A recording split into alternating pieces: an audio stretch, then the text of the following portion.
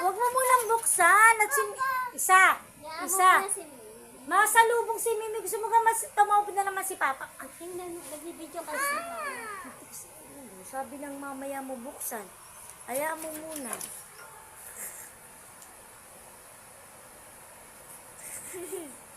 Hello.